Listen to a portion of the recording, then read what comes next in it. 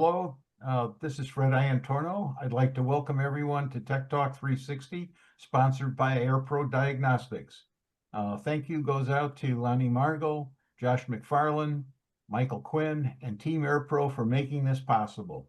Our goal is to present topics that you won't normally see in other webinars, and we've got a really good one for you today. Now I'd like to turn things over to our two great hosts, Jordan Hendler and George Avery. Hey, George, you want to start us off? Sure. Thank you, Fred. Glad to be here. Welcome, Jordan. Glad to see you as always. Same. So anytime everybody's trying to recover from SEMA, I found out that for most people, if you're looking for them, just stand still. They'll be by in a minute. Because everybody's moving. But anyway, welcome to everybody. I'd like to introduce myself. Jordan, I'll go first this time.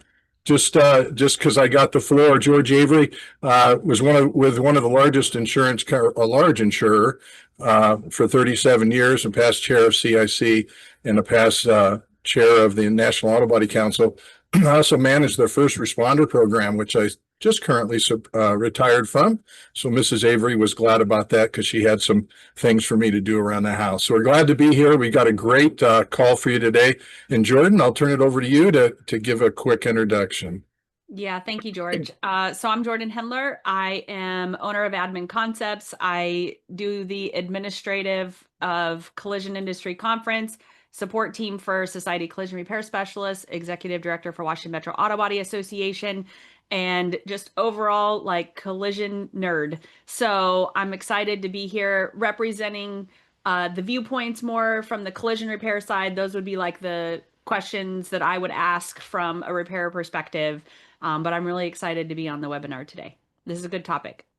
And I'll be covering kind of the insurance side, so we'll get started. First, we need a little housekeeping. Everybody knows we've got to do the antitrust, so let's get that out of the way real quick. Some of us work for companies that need that read out loud, so that's why we do it. As participants of this webinar, we need to be mindful of the constraints of antitrust laws. There shall be no discussion of agreements or concerted actions that may restrain competition. This prohibition includes the exchange of information concerning individual prices, rates, coverages, market practices, claim settlement practices, or any other competitive aspect of an individual company's operation. So each participant is obligated to speak up immediately for the purpose of preventing any discussion from falling outside the bounds.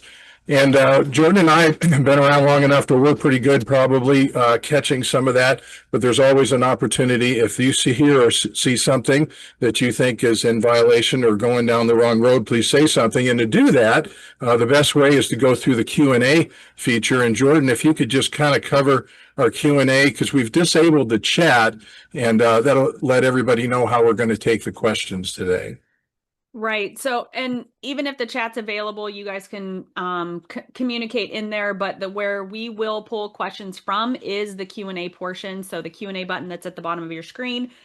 We actually are going to, because there's so much content that is part of the presentation today, we're going to hold all questions to the end, but you can put them in the Q&A at any point, and we'll get to as many as we can as soon as the presentation is over. The questions come to us.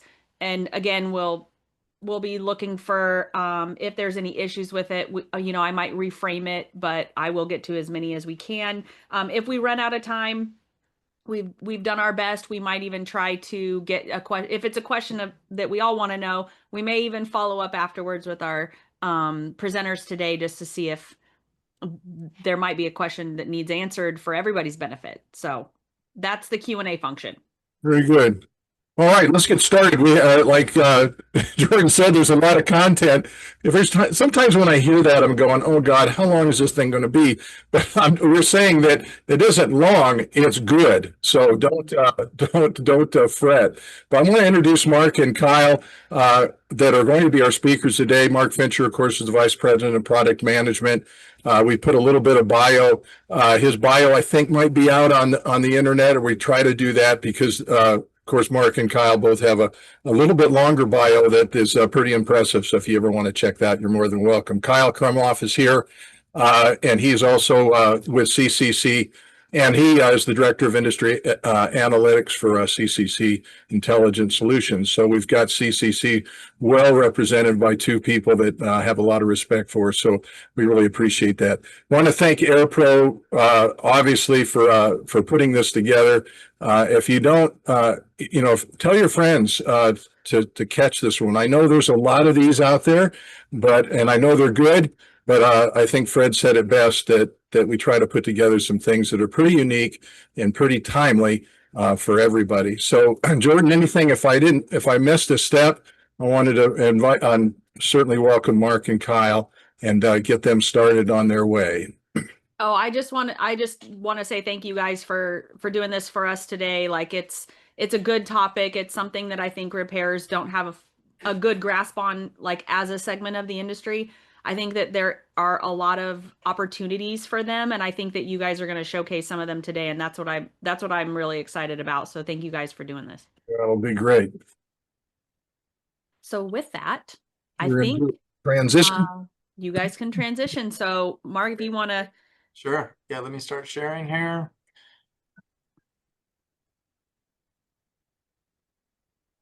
There we go. Okay, got it. Great. Well, thank you guys so much, Fred, Jordan, George, and the entire AirPro team. We really appreciate the opportunity to bring this topic to the industry today.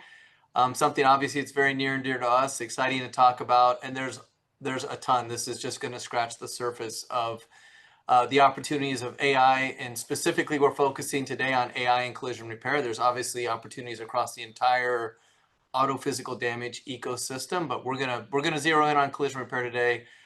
We think there's plenty to cover, and getting through that is going to be a challenge in itself. So we hope you walk away today with some information, not just on AI. Kyle's also going to be working with me to share some data points so you can see really how this ties out some of the current trends that we're seeing and how this ties back to the opportunities for AI in the collision repair industry.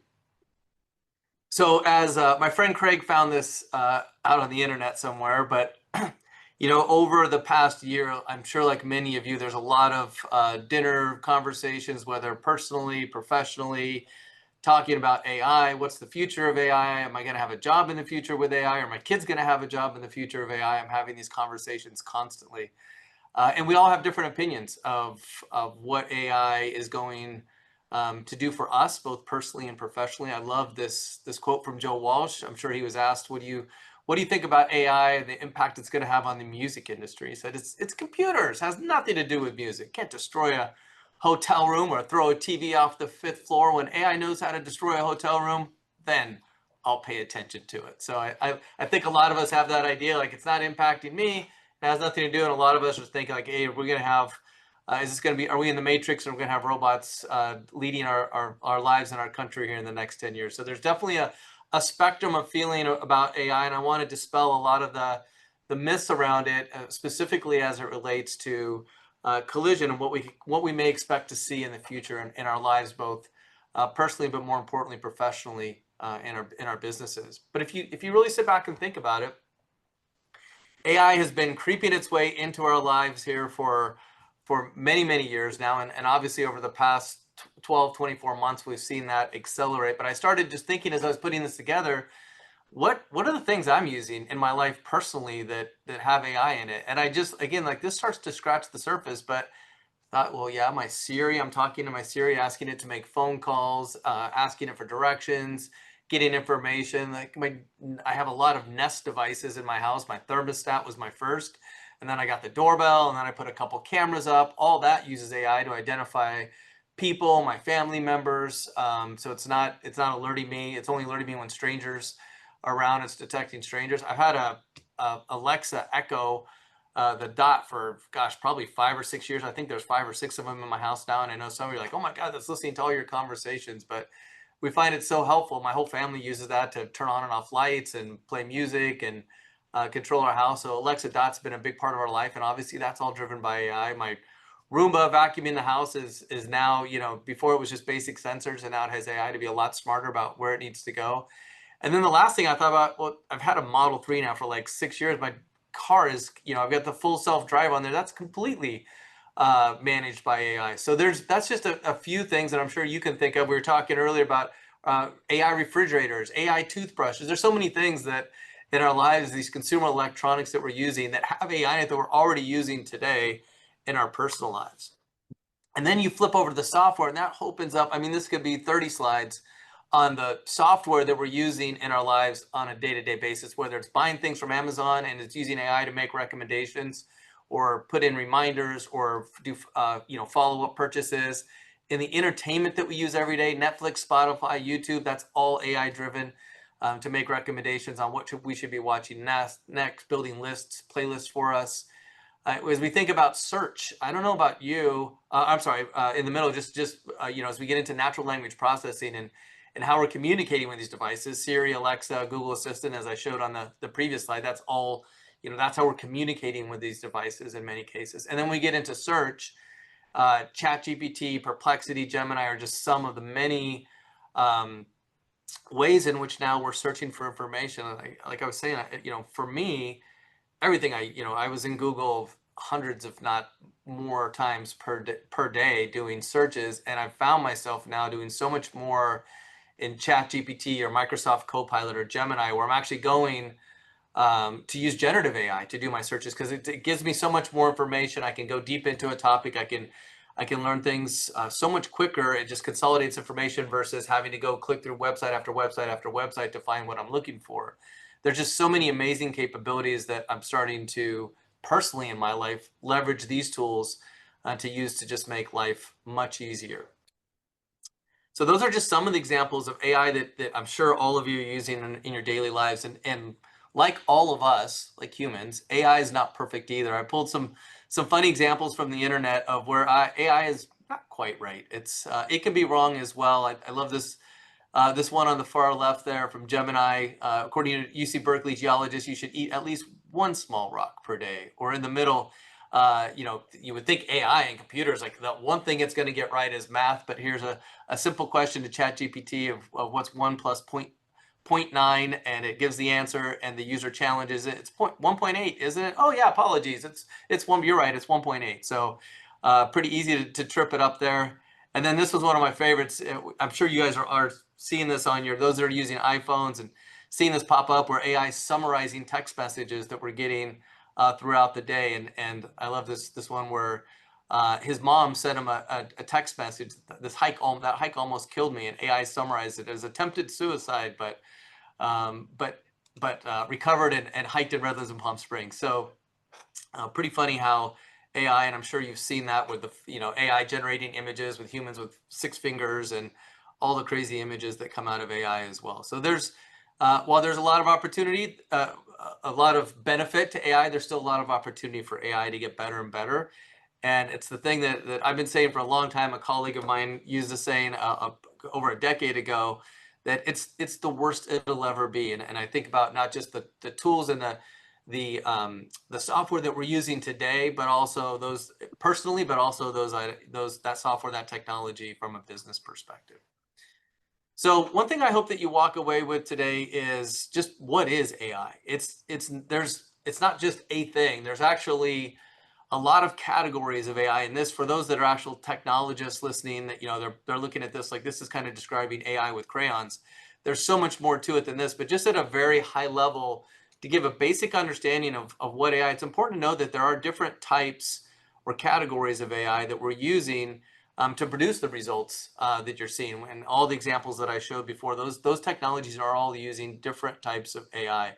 A lot of this at the core, some of the early AI was around machine learning, and machine learning was developing algorithms that were able to make decisions independently without being prescriptive and programming the response to the question or the query, being able to start to make decisions without having that very discrete programming and let the machine begin to start to make its own decisions independent of what the programmer developed it to do.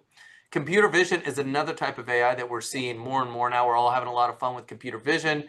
Combining generative AI with computer vision, we're seeing a lot of opportunities there, but it interprets images. It can look at an image, interpret that image, and determine either what's in the image or even manipulate the image. And we'll talk about what those opportunities look like for computer vision in the industry. Natural language processing, this is your Siri, your Alexa.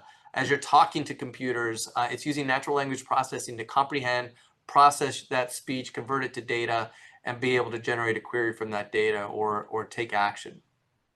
Generative AI, this is the ChatGPTs of the world, the Geminis, Perplexity. They're all using generative AI, large language models, which are a subset of machine learning, where they're going out and generating new data from patterns in existing data. So it's using these massive amounts of data to interpret what your query is, be able to predict what maybe even the next word is, as we're sending text messages on your iPhone or sending emails in Outlook, how it's starting to predict what you're going to say next, and you can just kind of tab and let it fill in. That's all a function of generative AI.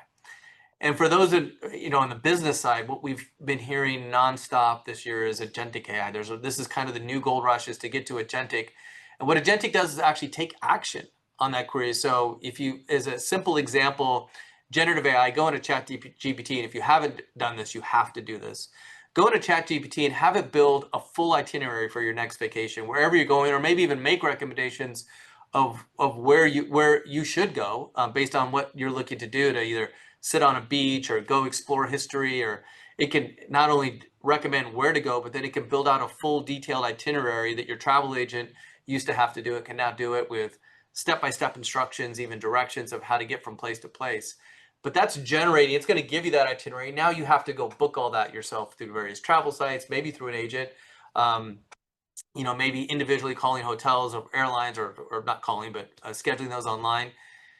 That's generative AI. But what agentic can and will do in the very near future, and we're already seeing early signs of this today, is then it'll take that itinerary, and generative ChatGPT will ask you, hey, do you want me to go ahead and book all this for you? And you could say yes, and it's actually going to go out and take action and go to those booking sites, go to that hotel site, go to that airline, and take action and do that booking for you. That's the difference between agentic and generative AI, where it's actually taking action. And we'll talk about opportunities there. So as we go through the presentation today, you'll see these icons pop up. I'll reference these where we're going to see these different forms of AI pop up in our businesses. What will if you're not already using some of this today, what will be very predominant in your business over the next couple of years. So what's CCC's role in all of this? This is not going to be a commercial today about CCC. I am going to use some of the technologies, the AI technologies that we've built and we're offering to shops today, to just show you examples of how it can work. But I definitely don't want to make this a commercial. But just to give a little background on what we've been doing in this specific area, for 10 years now, we've had an entire data science team. Today, that team's over 100 data scientists that have been working on AI. A lot of our early focus has been on computer vision, having AI look at a picture of damage on a vehicle, interpret what that damage looks like, and then using the hundreds of millions of estimates that are in our database, then using that to detect patterns and be able to generate lines of an estimate from those images. And so that's primarily what those data scientists have been working at. Now we've been expanding over the past several years into more of the types of AI that I just showed, like generative, and now we've got a lot of focus on agentic. So we've got over a decade with 14 patents, but it's not just theory, it's actually in use today. There's 125 plus insurers that are using this AI to process claims today. We've got 16,000 collision repairers that have written at least one estimate using AI, and we have a lot of power users that are writing hundreds of estimates using AI on a monthly basis.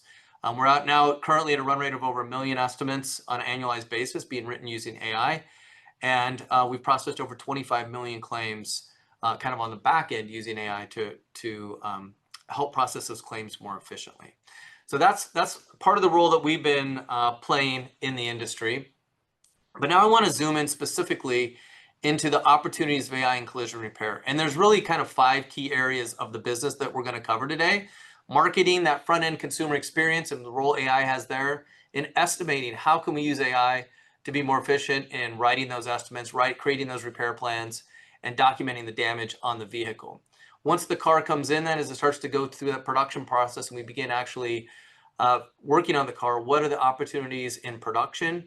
Parts is kind of its own, even though parts is a bit of production. We're ordering parts, receiving parts through that process. There's so much there. I want to talk about that independently, what the opportunities are in parts and automating that supply chain. And then lastly, the back office, as we think about how we're measuring our business, how we're all the things that happen afterwards. We want to go through and talk about opportunities for AI in back office. As we go through this, as we go through each of these topics, I'll show you some examples of what exists today. There's solutions in each of these categories today. Some is out in the near future, very near future, and some is even further out, maybe years out as we get towards the back end of this. So we'll talk through that, and I'll try to be clear of where to point you what's available today and what's going to be in the future. So let's start with AI in marketing. Customer pay is at its highest levels in over 30 years. We've seen this real push towards customer pay, and Kyle's going to walk us through really the reason behind some of the reasons behind that and what we're seeing as that trend. And then we'll come back around and talk about where we see the opportunity for AI to help capture more of that customer pay, to help address those customer needs as part of that upfront marketing process when you're trying to get that customer repair scheduled into the shop. So hand it over to Kyle to walk us through what we're seeing as current trends.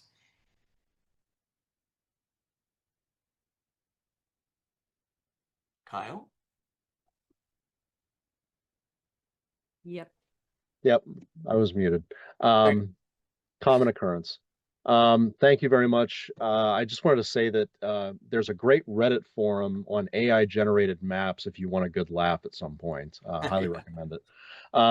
So first of all, to contextualize customer pay, this is a trend of the share of repairable claims by TCOR, which is the total cost of repair, those groups. We continue to see at the bottom a continued erosion in claims that are $2,000 or less. They represented about 42% of repairable claims going back to 2020. They now account for about 25% of repairable claims volume now in 2025. This is especially true for first-party claims. Those would be your collision and comprehensive claims, where about 20% of repairable claims volume are less than $2,000. That's down from about 35% going back to 2020. Keep in mind, one of the reasons for this is the fact that vehicle ages continue to increase, and as people hold on to their vehicles longer and the values decrease, they're more likely to drop full coverage. The data also indicates that consumers might be more reluctant to file claims for fear of rate increases. J.D. Power recently reported that about 7% of auto insurance customers said they had avoided filing a claim for fear their rates could rise. We could deduce that these are likely lower damage first-party claims. On the next slide, we see that at the same time, we see a trend in consumers taking higher deductibles.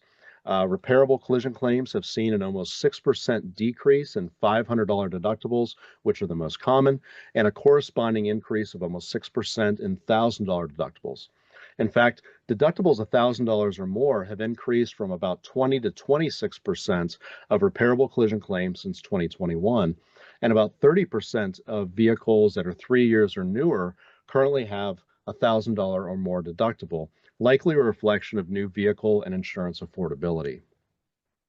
So if we go to the next slide, this is a view, just some high-level KPIs on self-pay. So we can see almost 26% of repair orders through the third quarter of 2025 have been identified as self-pay. That's up almost 1.5 points year over year. Self-pay repairs average. Their average TCOR, or total cost of repair, is about $1,915, indicating that that $2,000 mark seems to be the general threshold for when consumers might elect to pay for repairs out of pocket. The other part of this, too, is that some anecdotal evidence suggests that 30% or more of vehicles currently have some form of unrepaired damage. That could be dinged bumpers, panels, hail damage, cracked glass, etc. Depending on where you sit, this is either a growing concern or an opportunity, as these could be potential self-pay repairs. And I would also advise insurance clients, this is something to be aware of when underwriting new business. Excellent. Thanks, Kyle. So the question then is, how do we meet our customers? How do we meet those expectations using AI? And I've talked about this for a long time. Marketing marketing groups, the whole marketing world kind of coined this term liquid expectations well over a decade ago. And again, as we think about the software that we're using, the technologies we're using in our daily lives, how we're interacting with businesses, the Amazons of the world, the FedExes of the world, the Domino's of the world, like what those interactions look like, those become our expectations. Before we kind of siloed those different experiences with those businesses. And now those expectations have become very liquid, where the way we're interacting with one company in one industry is now carrying over our expectation to interact with a company like a collision repairer in a completely different industry. We start to come in with those same expectations. And that's been happening for well over a decade. So how do we meet those customer expectations using AI? Where there's a number of answers, and this is where there's a lot of tools available today. Chatbots, being able to take AI, pointed at information about your business, specific about your business, your hours of operation, your location, the OEM certifications you have, some of your policies, how you want to communicate back to the customer, having information that's very context specific about your business, and being able to answer questions for those customers 24/7. We all kind of get in this industry, we kind of get used to auto accidents, and we don't really think a whole lot about it because we see it every day. But that customer that hasn't been in that accident for 10 years or more, they're shaken up. Like, they get home at night, they got an accident on their commute home from work, they get home, their hands are shaking, they want answers, they want to know, how much is this going to cost? Should I file a claim? Should I not file a claim? And having that 24/7 digital storefront, being able to answer those questions, is one of those ways we can start to meet those customer expectations. And if you're not doing it, I guarantee one of your competitors are doing it. If you want to see, just go to carwise.com. That's where a lot of this functionality is available. And on Carwise, you can see how you rank against competitors, and where, as a collision repairer, what of these services are you offering. But online estimates is another one. Being able to offer that estimate day and night. We have a solution for this today that allows shops to offer online estimates, where using AI, a consumer can get a response back in just a few seconds to give them a range. It's just a range based on photos, but it starts to give them some understanding of what it's going to cost. But more importantly, you've just created that first engagement, and that first engagement, then you want to turn that lead, that opportunity to get into a sale. So we're getting that customer engaged digitally, getting that customer to the shop, where then you can do a full assessment of that damage.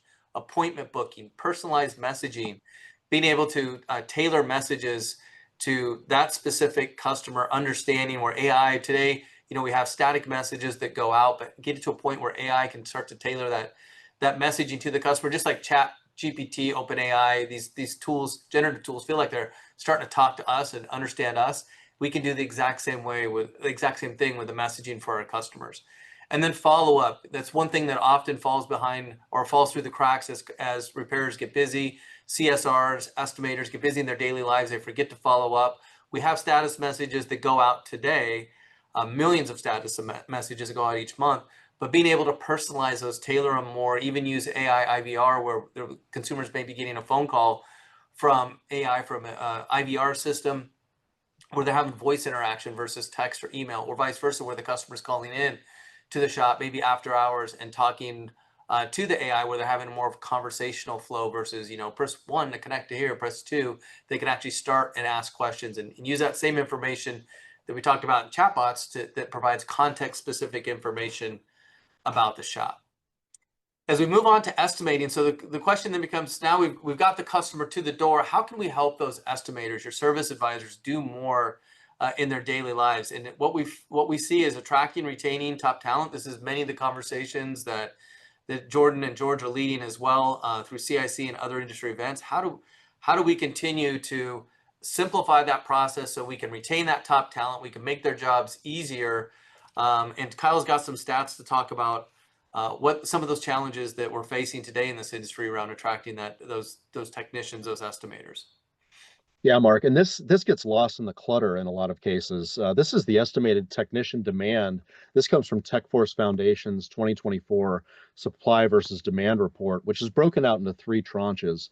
Automotive technicians, which would include service lane technicians, collision technicians, which you can see is about $20,000 individuals a year need to replenish the demand for people that are leaving the industry, and diesel technicians. All of these specialties indicate a consistent need for new talent. I would also note that the Bureau of Labor Statistics estimates that about 16,000 technicians leave the auto body and glass space each year, whether that's because of retirement or other forms of attrition. So that need is constant. If we go to the next slide, not only do our industries need to consistently replenish talent, we also need to properly train and equip our people with the skills to interact with and repair the complex modern automobiles, which include many ADAS features. As ADAS features continue to proliferate across roadways, more diagnostic procedures, scans, and calibrations are recommended or required as part of the repair process. Now, these views show the share of all estimates across the industry based on CCC's data. You can see that 69% of all repairable estimates in the second quarter included a scan. That was up about 3 percentage points year over year. A majority of those at the bottom left show up on the initial estimate. The top right, and this is where we're seeing the greatest increases year over year, is the share of repairable appraisals that include calibrations. That's up from 17.6% in 2024. That is rapidly expanding in the share of vehicles that include calibrations, and in many cases, those take place during a supplement. Now, also, not to mention that these may not be done in all cases by the collision repair. These might be subbed out to another vendor, as well as to dealerships to have those procedures completed. And then, this complexity, this is not going to stop. This is only going to continue to expand as more and more vehicles on the road include ADAS features. This is looking at the predicted number of registered vehicles equipped with collision avoidance systems, according to IIHS and HILDI. Please note that by 2029, they've forecast that we'll see about half of all registered vehicles, including at least 8 different forms of ADAS by 2029. That's up from 6 different forms of ADAS by 2028. So once again, we are just going to continue to see that proliferation take place across the industry. Yeah, so the question then, Kyle, is like, how do we make the lives, as we zoom in specifically to estimators, and this applies to technicians as well, but for a second talk about estimators, how do we make their lives easier? And so one thing that we've made available to all CCC1 users, it's included in their subscriptions today, is an AI-based estimating that we call Jumpstart. And so Jumpstart isn't a complete estimate, but it just does that. It jumpstarts the estimate.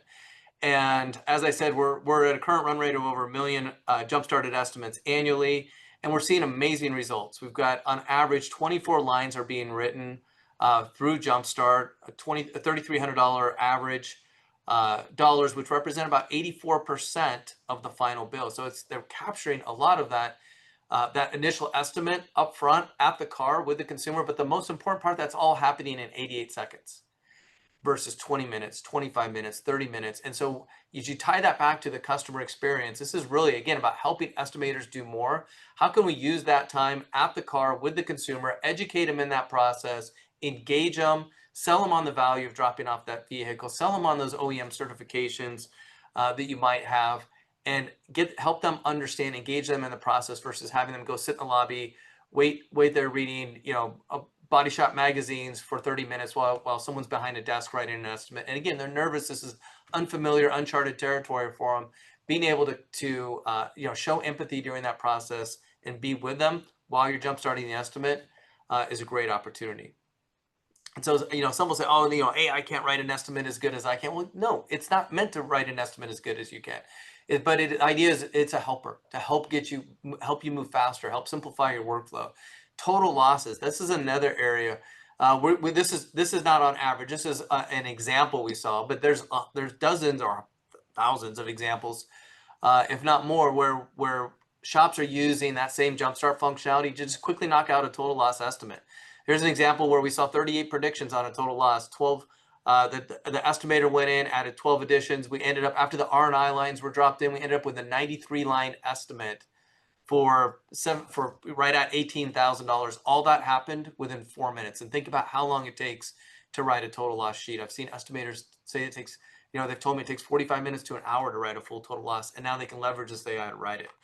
Even better, leveraging AI to not even have to write that total loss. And so this is a solution that we introduced not too long ago, earlier this year, and we see both shops and insurers starting to use this. Specifically, insurers are using this to just move that estimate out. And what we're starting to see is early signs where insurers will, which I think is the key to this whole piece, is accept this as currency. So if the AI comes back through the photos and says this is a predicted total loss, not a probable, not a predicted repairable. If it's a predicted total loss, don't even write the estimate. Let's get Copart IA in there to come pick up the car and send it off. And now your estimator's not spending that hour writing that estimate. So completely eliminating the process altogether is the ultimate goal. And of course, moving that upstream where we've been doing this for well over a decade now, where we're trying to predict those total losses before they even show up at the shop. So they go right to the salver and don't end up having to create a lot of extra work and headache for the shop. So let's move on to production and maximizing throughput. What are some of the opportunities for AI there? We published our Moments of Truth study. You may have seen some of that information that we've put out through pretty extensive surveys we've done with both insurers and collision repairers and consumers, obviously. And when we talk to the consumer, one of the key moments of truth, the top 3, is on-time delivery. And as you can imagine, that's where things can get sideways really quick and create one of the most obvious things that creates a negative customer experience if their vehicle is not delivered on time. So then the question becomes, how can we use AI to move cars through our shop more quickly, not only to meet that customer expectation and deliver the vehicle on time, but optimize capacity, optimize the physical plant that we have, the capital that we have, to be able to get more through the same amount of space, the same investment. And so Kyle's going to talk about what we're seeing as some of the cycle time trends as of late. Yeah, and just some of the context here on the left-hand side, this is Crash Network's quarterly collision repair scheduling backlog by week or on a weekly in the number of weeks. Keep in mind, this comes from survey data that they receive from over 500 shops on a quarterly basis. As you can see, we've seen a significant swing over the past few years. The backlog has been hovering around 1.7 to 1.8 weeks through 2025. Keep in mind, a number of factors contribute to this, notwithstanding the number of claims that have been submitted in 2025, as well as a higher propensity for total losses as well through much of 2025.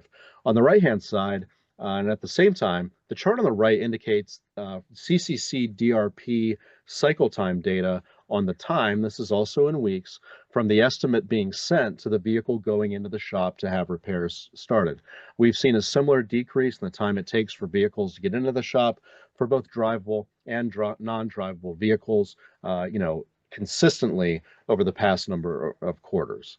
If we go to the next slide, this is a view of overall cycle times. This goes back to the first quarter of 2020, and this is by the number of days for cycle time. This includes from when the estimate is complete to when the vehicle goes into the shop, when the repairs are started, and then how long it takes those repairs to be completed. You can see here that as of now, second quarter of 2025, this is the shortest cycle times we've seen since the third quarter of 2021. Once again, referring back to some of those causes that I mentioned earlier. This includes both times, once again, for vehicles to get into the shop, as well as for those repairs to get completed. So both of those are down relative to what we have seen, especially over the past 3 to 4 years. Thanks, Kyle. So you might say, well, cycle time's down. Why does it matter? It matters a lot. We still need to, we've kind of got back to normal.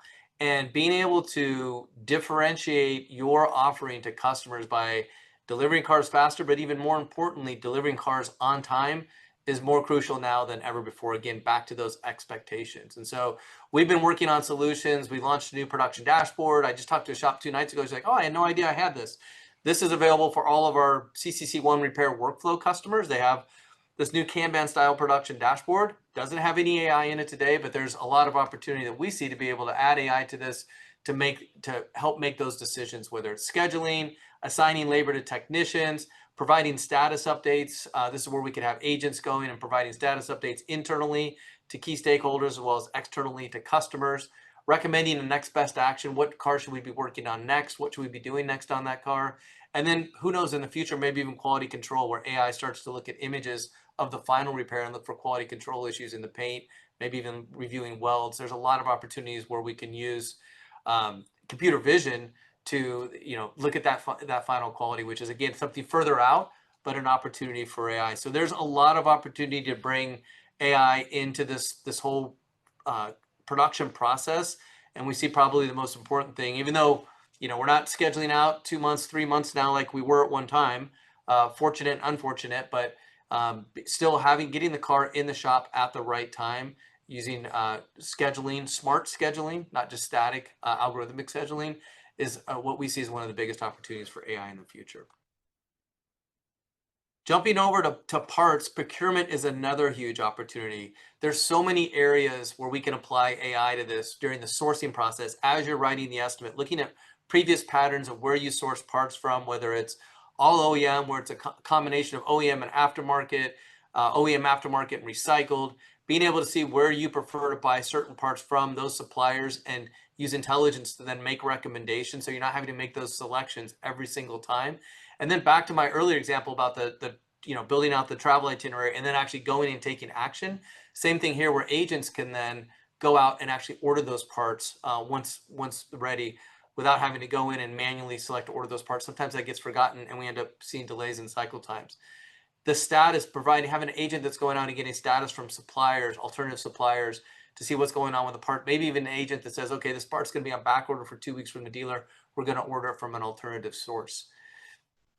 This is kind of crazy, but maybe even mirror matching. Again, this is something that's not here today, but using, think about computer vision, looking at two parts side by side and saying, yes, those are the exact same two parts, where a human can quickly just scan a parts cart to do mirror matching. There's opportunities there, but in the short term, opportunities just being able to check in and receive parts, looking at parts on the ground and being able to grab an invoice number part number off that part and be able to go ahead and check in the part without the human having to do it.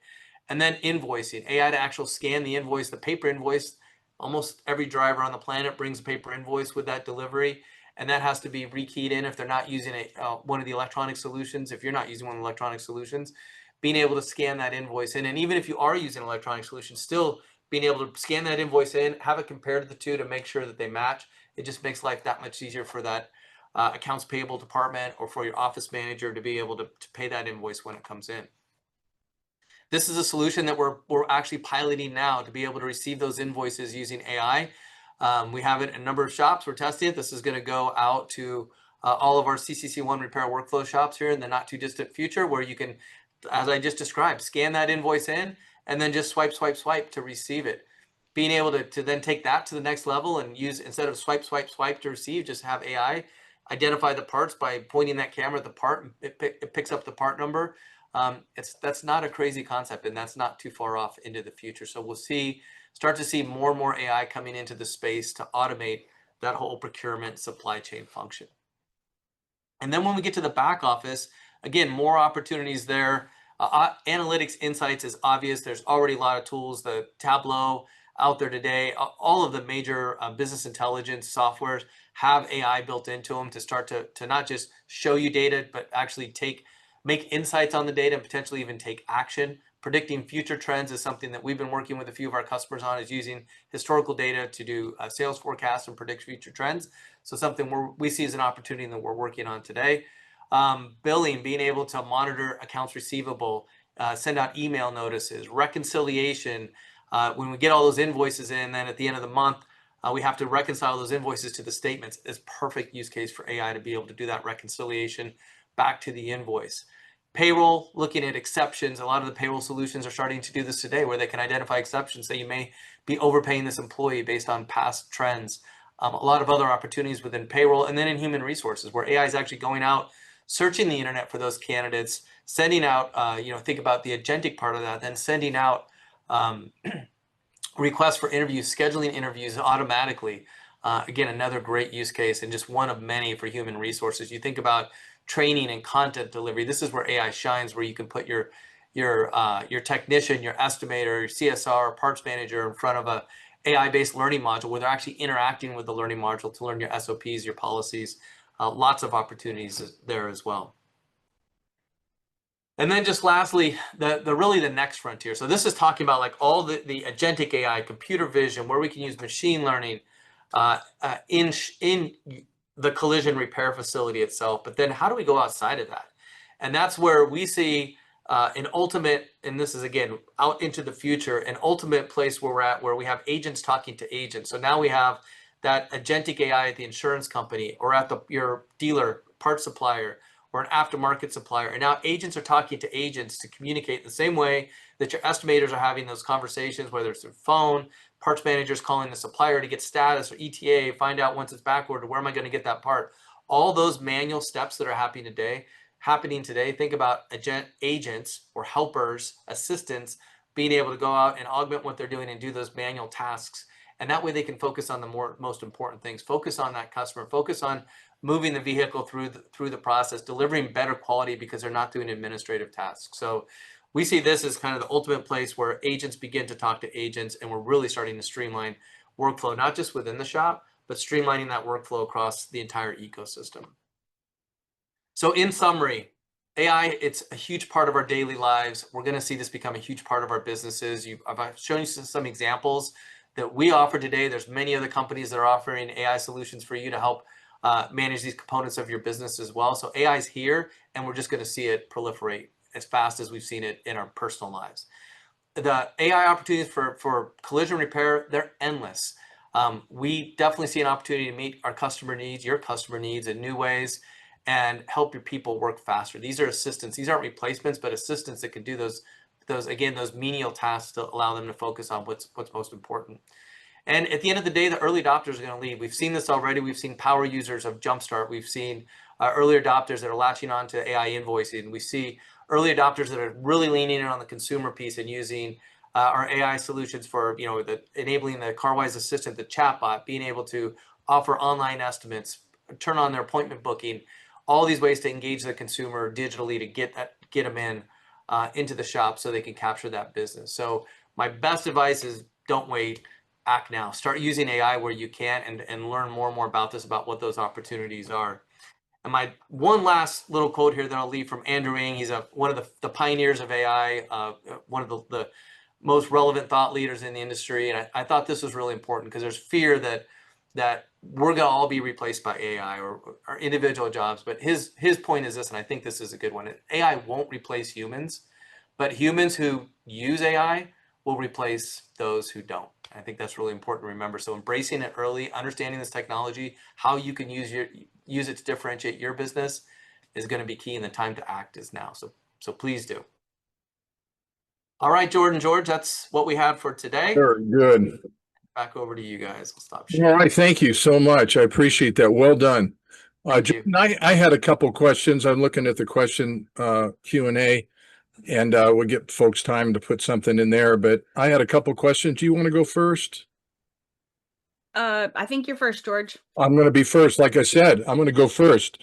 One question that I hear a lot is, of course, how is it going to change? And you covered it pretty well. How is it going to change my interaction with the consumer?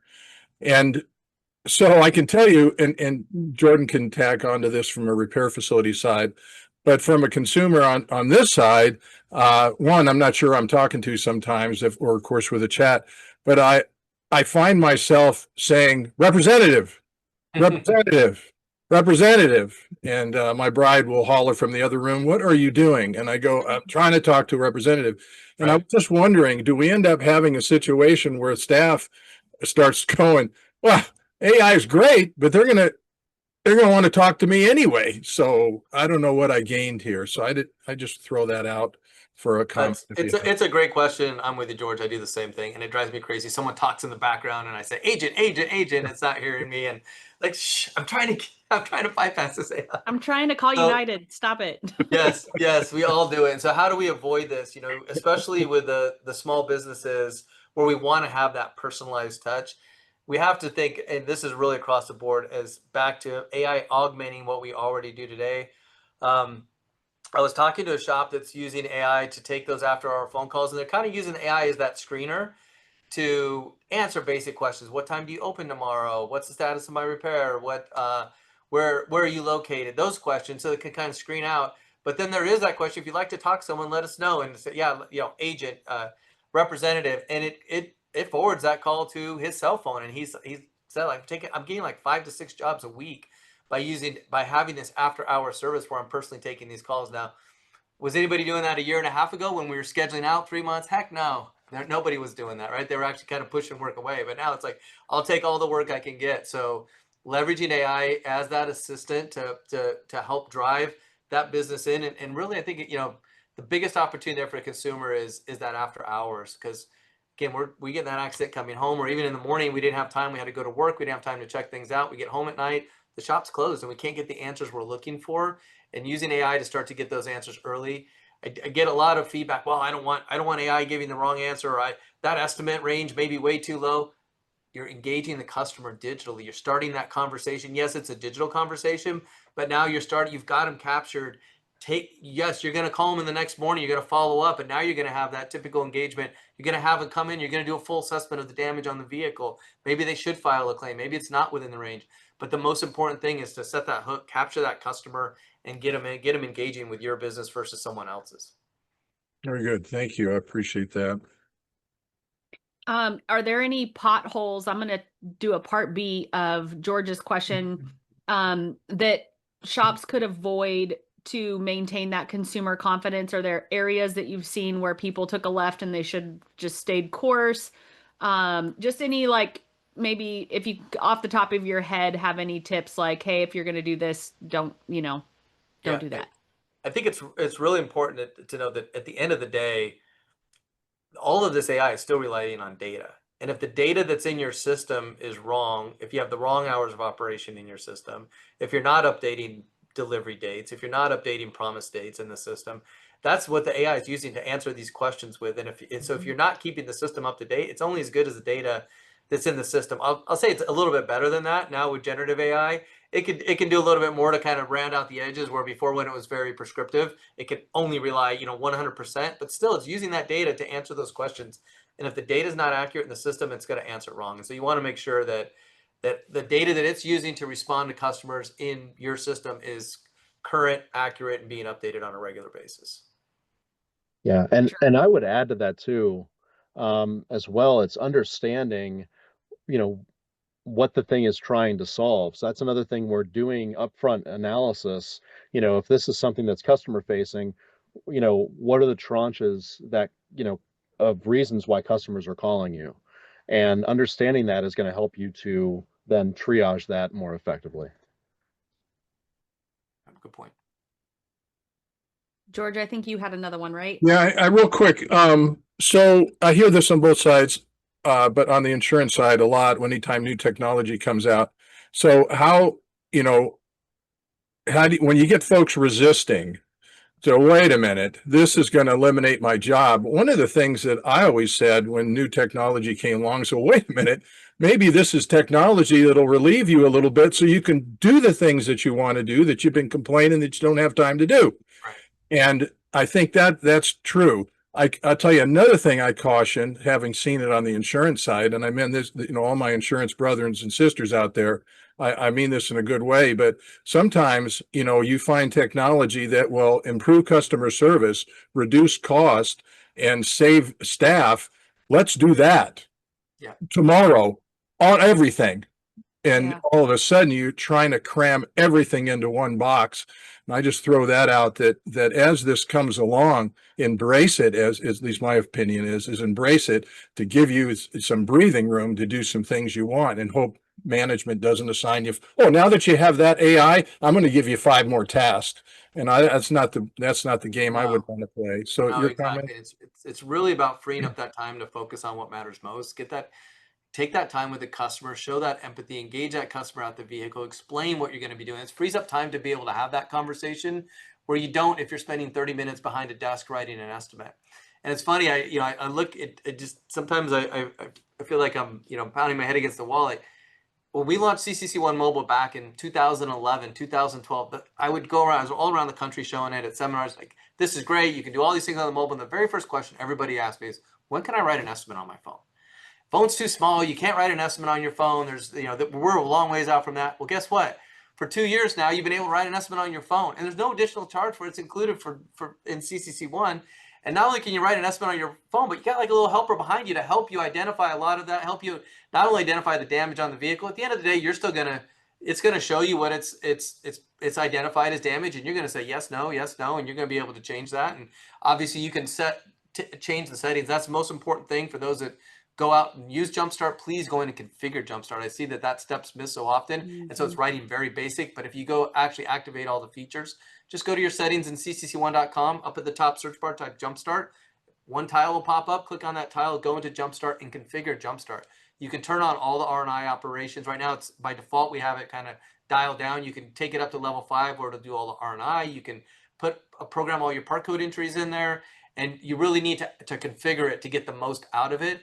But regardless, you still have the full motor database right there in the palm of your hand at the car, and you're interacting with it. And then all those R&I operations come in behind it based on the damage that the AI has identified, as well as you as the estimator have identified, and it drops it all in. So why not use that to free up time? And I think about commission estimators. If I'm a commission estimator and I'm writing $125,000, $155,000 a month, and now I can write 175 or 200, actually make more money. Why wouldn't you do that and try to become more efficient and be able to move more work through your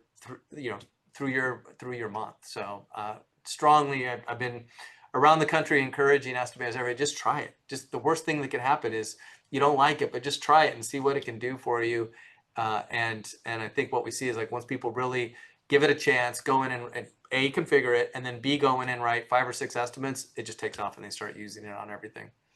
Yeah, I would double down on, I've seen in, my communities, I would say in my circles, where it's like, it's a helper to people who do have a really solid base knowledge. It's not a replacement of solid base knowledge. Like 100%, yeah. this is a trust but verify type of thing where, yes, it makes the good better, and it will still make the bad bad. Yep.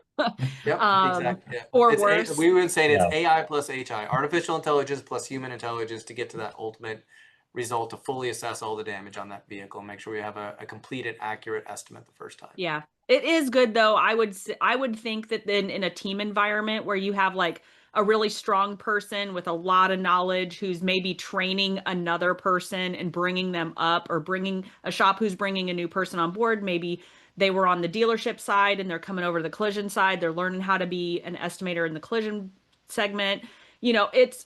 I think in a team environment that this would be even more leverageable in supporting someone who's really trying to learn to be better. Yeah, and I've heard that from the experienced estimators. Like that's a perfect use case, Jordan. We talk about that one all the time, total losses. But even the experienced estimators, I've been doing this for 30 years. This AI is not as smart as me. Absolutely not. But you have it in your hand. Now you can write that estimate in your hand. You have full access. Even if the AI just gives you a little help, who cares? Like, you can still, at the vehicle while you're standing there, without going back and forth from your desk to the car, now you can write that estimate right there at the car in the palm of your hand. You're not having to lug a laptop out there, take a tablet. It's right there. So why not use your expertise to then write if the AI does miss something, use your expertise to then augment it and build a complete estimate while you're at the vehicle. Well, I really appreciate you guys doing this today. I Yeah. think it leaves a lot of doors open, maybe for people who didn't have them open in their mind before, that they have something to walk through or towards if they Great. want to do this and integrate it in their business, especially. Awesome. Well, we appreciate you guys having us. It was a pleasure to Yes, be able to thank you. present, and we hope that the audience found value. So thank you That for was- the it opportunity. was Thank great. you very much. Appreciate it a lot. Kyle. Thank you. Okay. Thank you. Thanks, guys. Hey, we usually have our little wrap up, but we don't have a lot of time. I don't mind. I think that was pretty good. And I tell you another thing, and I know Mark said it right up front. Hey, we're not trying to do a sales pitch, and I know that's a fine line, but I can tell you that what I took away from it was, hey, here, there's a little broader swath here than you might think. And think about it, give it a try, and take those steps forward. And I'm wondering if now is maybe a better time for the industry, that, like, we've had so much hit us and it's so much, but now it's like, okay, I've seen change before. Let's just take it one step at a time, because I think this has a lot of traction for the industry. Yeah, I think that this has an opportunity to smooth out the jagged edges of introduction of new technologies, onboard systems, predictive for ADAS and calibrations, straight to exactly like what AirPro does. Like, I do think that these are going to be ways that collision repairers won't feel as smacked by Yeah, you know, upgrades of things or changes in dynamic of, you know, communications and all of that. I think there's an opportunity for AI to help them smooth that out. great. So, That was a good call. I thanks. appreciate it. Thanks. I can't thank you now, but I really appreciate what Mark and Kyle did. Pretty Yeah. cool. Pretty cool. Very cool. All right. Okay. I think then what we wanted to say is after and we'll let you have it after us, Fred, but I think the next Tech Talk webinar will be held December 17th to mark the calendars. And we thank you, Fred, for allowing thank us you. to come and co-host and ask questions for our segments of the industry. We appreciate that. Yeah, We thank you. appreciate you, and we appreciate our entire audience, those that have stuck with us since the very beginning. And we really hope that everybody enjoys the presentations, and hope to see you back here on December 17th. Everyone have a great day. Sounds good. Thank you. Bye now. Bye-bye.